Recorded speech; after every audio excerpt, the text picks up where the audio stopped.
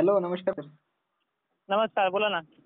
साहेब, तुम्ही सांगितल्याप्रमाणे तर वातावरण घडू लागले, परंतु शेतकऱ्यांना काही प्रश्न आहे त्यांचे, की आता सूर्यदर्शन कधी होईल? आजची जे आहे की ऑगस्टची 4 तारीख आहे, अद्याप देखील बऱ्याच भागात दुपारून पाऊस चालू होतो, झड लावू लागले बऱ्याच भागात. हं. तर तर आता महाराष्ट्राला सूर्यदर्शन आपण मागेही तुम्हाला सांगितलं, की 29-30 दरम्यान तसं सूर्यदर्शन झालंय. तसं 2-3 तारखेदरम्यान पावसाला सुरुवात होईल आणि हे झाल्याच्या नंतर 4 तारखेला वातावरणामध्ये आणखीन थोडा बदल घडेल. नाशिक क्षेत्रात वगैरे थोडं जोर वाढेल, तो देखील पाहायला मिळणार आहे. आता उद्याची जी अपडेट अशा प्रकारे असेल म्हणजे 5 ऑगस्टची राज्यामध्ये विविध प्रकारे विविध वेळेनुसार सूर्यदर्शन देखील उद्याच पाहायला मिळणार आहे. हो, हो. आणि एवढं चांगलं वातावरण 2 दिवसात पाहायला मिळेल म्हणजे सोमवार आणि मंगळवारच्या डेटला म्हणजे 5 ऑगस्ट आणि 6 ऑगस्ट डेटला. तर उद्याचं सूर्यदर्शन खानदेशापासून सुरुवात करतोय आणि पूर्व विदर्भापासून सुरुवात करतोय. तर खानदेशातल्या सर्व जिल्ह्यांना सकाळच्या वेळेला एकदा सूर्यदर्शन पाहायला मिळेल. पण 11 ते 12 वाजेपर्यंत ढगांचं गोंगारण आणि हलके ते मध्यम फुगारे, कारण की सूर्यदर्शनामध्ये फुगारे सकाळच्या पाळी देखील लवकर येत आहेत. त्यानंतर विदर्भातल्या संपूर्ण जिल्ह्याला उद्या 11-12 वाजेपर्यंत सूर्यदर्शन होईल. काही ठिकाणी सकाळी 7-8 वाजता सूर्यदर्शन होईल. पण ढगांची गर्दी आणि सूर्यदर्शनचे प्रकार बघता त्यांना 11 वाजल्याच्या नंतर मोकळीक मिळेल. हॅलो. त्यानंतर जालना, बीड हां, बोला ना. साहेब, आज रात्रीचं कसं राहील थोडक्यात? आज रात्री जो परिसर आहे पश्चिम महाराष्ट्रातला यांना झडीसारखं वातावरण राहील आणि रात्रभर शितोडे आल्याच्या नंतर सकाळच्या वेळेला सुद्धा हळूहळू वातावरण 11-12 वाजेपर्यंत मोकळीक व्हायला सुरुवात होईल. इकडे छत्रपती आजची संभाजीनगर, जालना.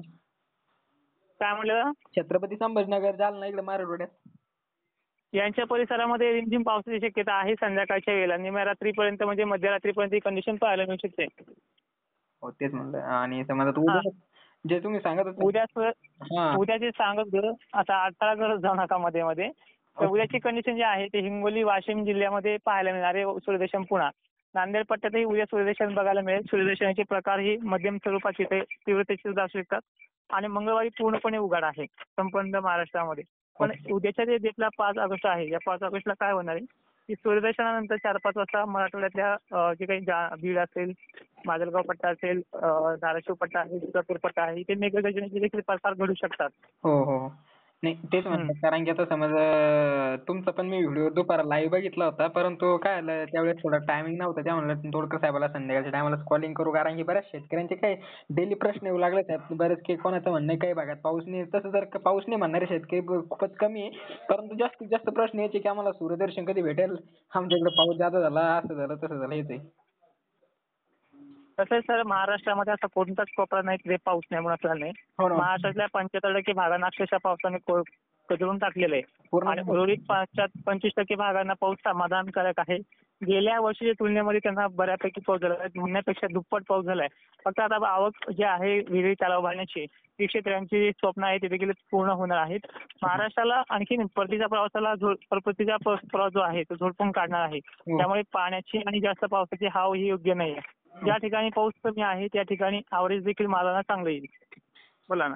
ओके, तेच म्हणलं, कारण की शेतकऱ्यांचा प्रश्न घेऊन जे की आपण तुमच्या माध्यमातून अंदाज आपल्या एवढी देत असतो, कारण की नक्की. कारण की यांना म्हणा काळजी करू नका. उद्यापासून उघाड मिळते. उद्या दुपारनंतर काही ठिकाणी उघाड मिळेल, तर काही ठिकाणी परवा दिवशी सकाळपासूनच उघाड पाहायला मिळेल.